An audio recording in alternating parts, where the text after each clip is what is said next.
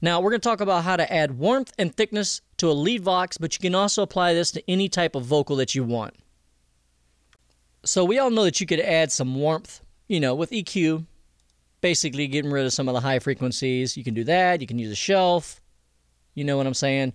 Now, that's common sense. We all know about that kind of stuff. So that's not what we're going to talk about. We're going to talk about using certain processes, and such as compression, and another little secret on how to add some thickness to a lead vocal. Now, I'm sure a lot of you know about doubling your lead vocals. That's where you come in and you say the exact same thing the exact same way. So this little portion here, $20 to my name, but I came up. I would overdub that again and say the exact same thing the exact same way. The problem is, a lot of artists that I've dealt with, it seems hard for them to come in and say the exact same thing the exact same way. And if you're having, just a little tip, if you're having a problem with that with another artist, it's always good to have your artist have a monitor that they can see the audio waveform also. So if you just have an artist in the booth and you don't have a monitor so they can see the audio waveform, that could be also messing them up. But whatever the reason, some artists find it hard to overdub their vocals. And some people are just lazy. Like, I'm lazy. I don't even feel like doing that anymore. It's not hard, it's just I don't feel like doing it, because I have another method in order to add some thickness and warmth to the vocals. So first, what we're going to talk about is parallel compression, using parallel compression and a certain parallel compressor that I like in Izotope Nectar that also allows you to tailor the frequency response of the second processor that's in parallel, the parallel compression. And then we'll also move on to the thickness slider that you see right here and what I got going on with that and how you can add some other thickness and some surround the vocals for a big lead vocal sound. So I'm going to open up the Izotope Nectar here, and I'm only using the compressor section. You guys should have already watched part 1, so I'm not going to explain this top part.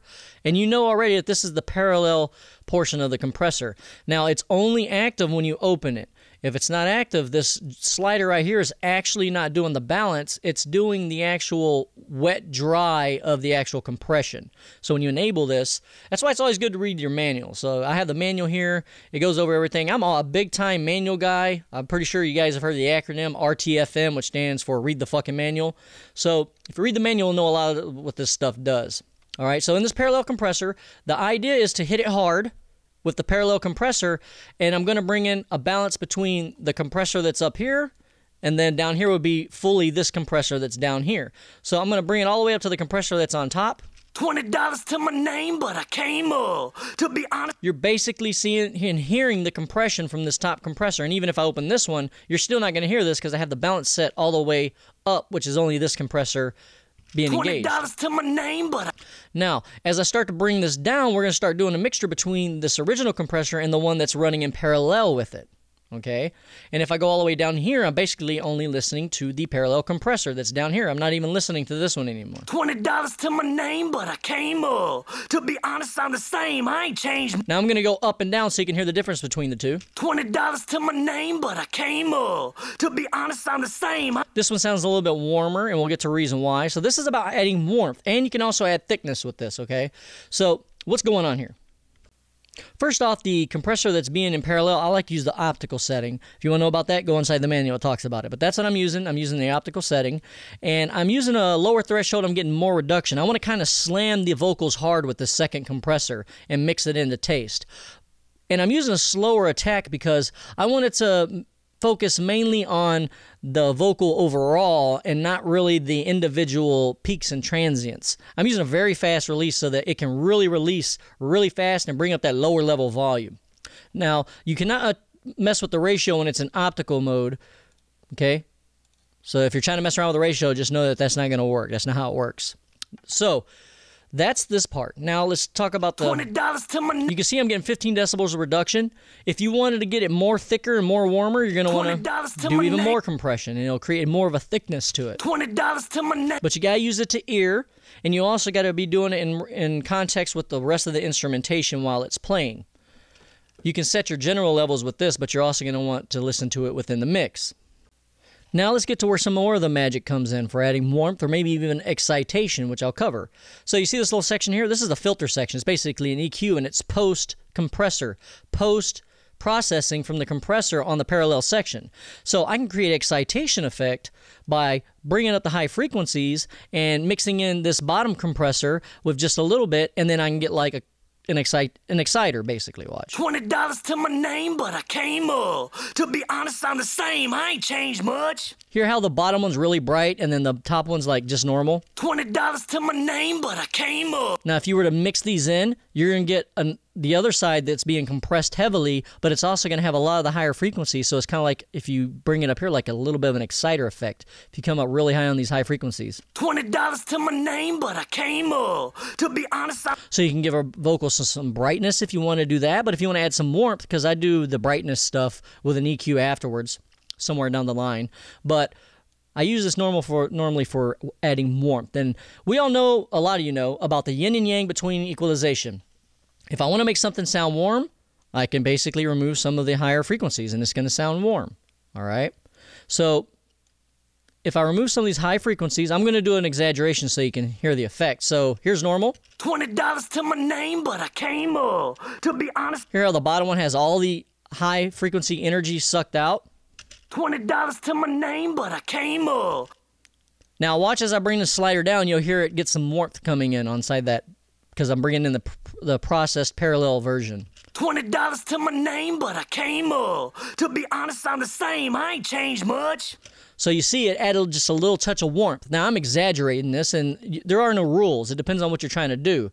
I typically use about 1 dB of reduction on the frequency over here, and it's going to be to taste, and it's going to depend on the song. It's going to depend on the vocal and everything. So this is all subjective. It's all going to be to your ears. I usually have the auto gain on.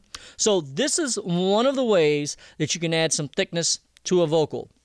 Because I like this one because it's handled all within inside the Izotope Nectar plugin, and I can do everything from within here. I don't have to be setting up separate tracks and worry about plugin compensation or anything like that. Some of you Pro Tools users, none of that kind of stuff I got to worry about because it's all handled within the plugin. So we're going to move on to the thickness slider, which is right here, and we're going to talk about how we can use some other processing in order to add some thickness to the vocals. All right, so what's this thickness slider all about? I'm going to turn it on and kind of like bring it in and let you hear what's happening first. I ain't gotta prove shit, who be baddest. Ain't about to lose this, you need practice. Ain't no need to walk with your chest poked out. Just be a damn self, fuck what they talking about. Most people that I meet straight acting. And ain't nobody said lights, camera, action. All right, what is this? What's going on? And I know that my YouTube copycat people are going to be going out and making their video on how to do this effect, because some of them probably never even seen this or heard of this, and some of them probably do know some kind of variation of this trick that I'm going to show you. Now, this is a trick used in the industry basically to add some life around it. I could use this instead of reverb, depending on how I tailor it, and I can also use it just to add some thickness and make it sound like basically a fake doubled vocal. But depending on how you mix it is how it's going to come out in the end. So let me talk about how I came up with this version that I've never seen anyone else do. And how this works is I thought about, when you double a lead vocal, the reason why you're getting that thickness is because you have the lead vocal and then you say the exact same thing the exact same way. But when you're saying it, you might be saying it just a tad bit different. Your voice is a little different and you're not exactly by the millisecond on time. There's little delays here and there. It's variable between syllables. So I wanted to create a way that I can create a second voice. So I was like, what if I was to mix my lead vocal and send it to an effect send so that some of my lead vocals getting mixed with auto-tuned. So now I'm going to have this auto-tuned version of my vocal getting mixed in with my lead vocal. So that's what I did. If you look over here on my thickness slider, you see I got the auto-tune EFX plugin. So I'm going to bring up Autotune here, and here it is. I'm using the soft EFX, and I'm using Autotune EFX, by the way. It's set to G flat minor, or basically F sharp minor, which is the key of the instrumental. You want to make sure it's set to that. So what's happening is, this is my lead vox track. As I bring in this slider here, let me jump back to that. As I bring up this slider here, I'm basically taking my lead vox. This would be nothing but lead vox. As I bring this in, I'm sending my lead vox over here to the auto-tune, and I'm mixing in a auto-tuned version of my vocal along with the regular one. But let's hear how that sounds. I ain't gotta prove shit, who be baddest. Ain't about to look. Nah, that doesn't sound right. There's a problem with phasing. So if you have phasing, we're going to have to correct that. And I found a way to correct that, and that is basically, what we're going to do is add another effect that basically creates two doubles, two copies of your vocal, and puts one to the left and one to the right. And it's using an effect called the Haas effect. You're going to have to Google that and research it. H-A-A-S. It's called the Haas effect. Basically, I'm going to go into that plugin right now. Alright, so this plugin is one of the many ways in which you can do this. However, it doesn't allow as much control as some other ways that I show on my DVD, but this can get you by pretty good. So check it out. What is this plugin all about and what's it doing? It's the Schwa CMX Stereo Microshifter. Now what I'm going to explain it in a way that's not technical, but it's in a way that you'll understand how this works and why it works. So you see the cents up here in the milliseconds. First off, what is a cent? A cent is if you go to your keyboard, if you have one, and you go from a black key to a white key, that is one semitone. Within a semitone, there are 100 cents. So what I'm able to do with this cents is detune. But what am I detuning? Okay, we'll get to that. In the milliseconds, I'm also able to delay something. But what am I delaying? I'm about to tell you. So check it out. If you can imagine this lead vox that's being sent to this auto tune, and then it's also going to have this plugin put on it. Well, this plugin is creating, if you would just imagine, two separate copies of that vocal. It's creating one for the left and one for the right.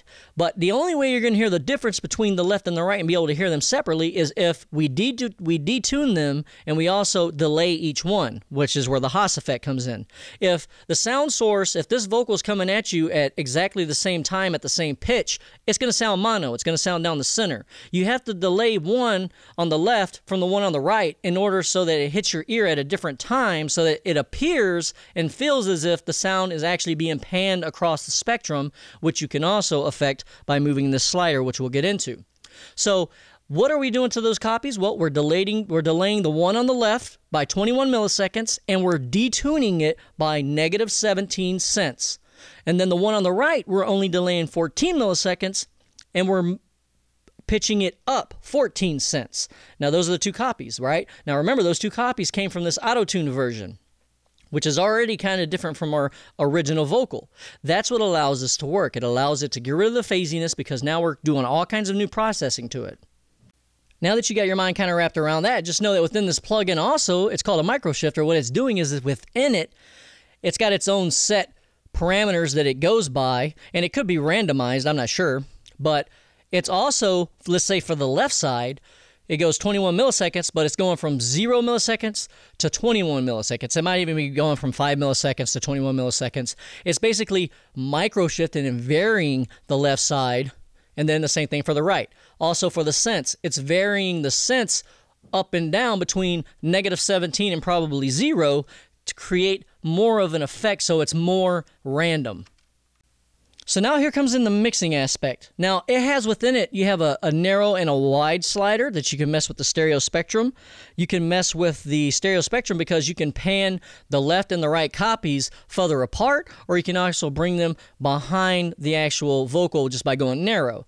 Also the color. The color is basically an internal EQ that's probably, as you go to the right, you're going to make it more dark or bright possibly, and if you go to the left, it's going to be more dark. What it's probably doing is it's increasing the high shelving frequencies, and over here it's probably doing a low pass filter of some sort. I'm not sure. I haven't analyzed the plugin.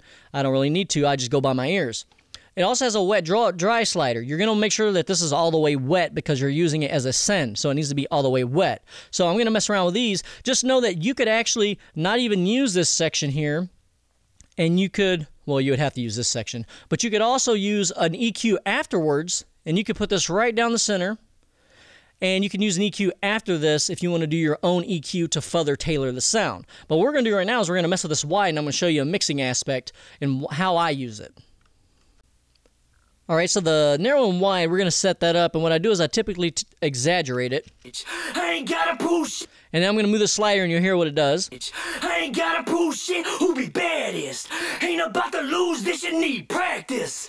Ain't no need to walk with your chest poked out. Just be a damn self, fuck what they talking about. Most people. So right there I have it kind of, the lead vocals down the center, and I have these two copies coming in and surrounding the lead vocal, which are auto-tune versions, because we got the auto-tune first, of course. And so I have that set. Now what I want to do is I want to mix it with the instrumental going, because right now it might sound like there's a lot, and there probably is because I'm exaggerating, but I need to do it within context of the instrumental. I ain't gotta prove shit, who be baddest. Ain't about to lose this, you need practice. Ain't no need to walk with your chest poked out. Just be a damn self, fuck what they talking about. Most people that I meet straight acting, and ain't nobody sick. I ain't gotta prove shit, who be baddest. Now you want to do it to where when it's on, you don't really notice it, but then when you take it away while the instrumental's playing, you notice that something's not there, like, man, something's missing. You want to be subtle with it, usually on a lead vocal. However, if you notice over here, it depends on what you're mixing. For instance, I have a background singing vocal that's going on. You can see I added a lot of the thickness right here. You see that? It depends on what you're doing. But for the lead vox is what I'm talking about. You tend to want to have it to where you can barely notice it's there. Otherwise, it can make the vocal sound cloudy. It can jumble up your words a little bit and make some things unintelligible. So it's good to just, like I said, have it where it comes in just a little bit. I ain't gotta prove shit, who be baddest. Ain't about to lose this, you need practice. Ain't no need to walk with your chest poked out. Just be a damn self, fuck what they talking about. All right, so that's what's going on here. Now, what you do after this is up to you, because what you could do now is I could actually use this whole strip and call this a lead reverb if I wanted to. I could use this whole thing as a reverb if I wanted to, because if you notice, I ain't gotta prove shit, who be bad. It's adding space to the vocal. I could use this as just reverb for, let's say, a hip-hop track, and it'll create a sense of space around it. I could also put a reverb after this so that only this affected, now I'm getting this reverb on this affected type vocal on these two vocals, and then that's my reverb. I could also add a distortion plugin after the CMX and distort it and create a distorted sound that I'm going to bring in, and it's kind of like this distorted vocal that's in the background, and it just, you can't really tell it's there. Most people don't understand what's going on. There's just something about the vocal that makes it sound so big and, you know, nice. And now I'm going to show you how to get like an excitation effect. So I'm going to name this Exciter. And basically what we can do here is I'm going to show you how to do this. Basically, you could just come here to your EQ and bring in a bell filter, bring up some high frequency area and give you some nice little air on the top end, some nice little sparklies, right? Or you could use a high shelf and give you some high shelf right there. And you can change your shelf here to this, something like that. And you can get some high frequency stuff going on. You could also just throw on an exciter. But here's another way you can do it. Instead of boosting the frequencies and stuff like that, what you can do is use an EQ as a send effect. So I'm going to go ahead and drop an EQ over here in this one that I named Exciter. And you can actually just remove these two plugins or create a new strip and call it Exciter, or you could actually create an exciter with this effect here to get even more of an excitation effect. So what I'm going to do here is I'm going to open this up. I'm basically going to turn all this stuff off right here. Don't need these. And what I'm going to use is I'm just going to get all the high frequencies. I'm going to use a very steep decibels per octave roll-off, so we're using just the high frequencies. And what's happening is when I send the vocal here, and I basically turn this exciter up, I'm mixing this original vocal with this other vocal that's been auto-tuned, the little wideness is happening, and then I'm also adding this EQ, which is only keeping the high frequencies, and as I bring that in, it's going to add some excitation type sound, or add some sparkly air to the vocal. Let's check that out. I ain't gotta prove shit, who be baddest. Ain't about to lose this. Now I'm going to play the vocal by itself. Of course, you do it with the instrumental going and all your instruments playing. I ain't gotta prove shit, who be baddest. Watch when I take it away how it gets more dull. I ain't gotta prove shit, who be baddest. Ain't about to lose this, you need practice. Ain't no need to walk with your chest poked out. Just be a damn self, fuck what they talking. I ain't gotta prove shit, who be baddest. Ain't about to lose this shit. So you see, you don't want to do too much because your ears trick you. Once you start hearing this brighter one, this is why a lot of songs are coming out really bright and shrill and piercing to the ears. Because when you have this bright thing on, I ain't gotta prove shit, who be baddest. And then you take it away, you're like, wow, that sounds muffled. It sounds way better with the exciter. But then you got people adding like way too much excitation with Izotope Ozone and some other plugins. They're adding all this exciter stuff going on. And then it just gets to be overbearing on the ears. And if you send it to a mastering engineer, he's probably gonna be like, yo, man. He's probably going to have to get rid of some of that stuff, or, you know, just be careful and use your ears, and also take a break. Just because you're playing it like this, basically what I'm saying is if you're playing this, I ain't gotta prove shit, who be baddest. And then you take it away, yeah, it's going to sound dull, but is it dull in context with all the other instruments? You don't want to be brightening your vocal too much. So be very careful with this effect. Use it really subtle, just to add a little bit of air on the top end. It's another way to do it instead of adding EQ. And it also sounds a little bit different than just doing EQ itself. Alright, so the next video, which is going to be part 3, we're going to start covering my other lead vocal elements and how I mix those. But we're going to move a little faster because you already see the reverb I'm using. I'm just going to go over the compression. You get to see what I did, and I'm going to tell you some of the reasons I made the decisions that I made. So I'm going to go ahead and show you what we're going to be covering. Basically, see these stress vocals right here? Lay back, blast that. Let them see pay stacks, yeah, stash that. You see what they're doing? They're adding emphasis. I'm using a different reverb amount, and I'm using a different compression and EQ scheme for those to put those where I want them. And then also have these repeats down here that we'll cover. Ain't mad, they bust me, yeah, me. On the streets, beats. So did you hear that? Me, yeah, me. On the streets, beats banging. Bang, leak, creep, swinging. Hope, yeah, hope. You know better. So, yeah, me and yeah, hope. And then I got some other things I'm saying over here. Average. Ain't gotta prove shit. Who be bad? Ain't about to lose this. You need practice. Ain't no. So we'll cover that, and then we'll also cover this top one up here. Leather seat laid back to the max, blast that. It's basically a background singing vocal that's very subtle, and it's also got that thickness, so it's making it sound a little bit to the left and the right, and it's coming out just enough, and I mixed it in a certain way so that it can sound more distant and behind the lead vocal, so it's not really that evident. It's really subliminal, so if you go listen to the track, there'll be a link in the description, you'll be able to hear that singing in the background. Leather seat laid back to the max, blast that. Let them see. Creep, swinging. Hope, yeah, hope. You know better than to fuck with me. Holding up a red and no luck gets these. No, jam.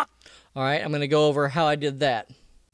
Alright, so thanks for watching. Don't forget to like and subscribe. If you liked the video, if this video helped you out, go ahead and subscribe. If you're a YouTube copycat, go ahead and do your little thing. Do what you do, homie. I ain't going to be mad at you. Actually, I am. I'm probably going to find where you live, and I'm probably going to tear every limb off of your body slowly. No, I'm just kidding. Yeah, but for reals, people, hey, I got the next one coming out, part 3. Go check that out. If you haven't seen part 1, go do it.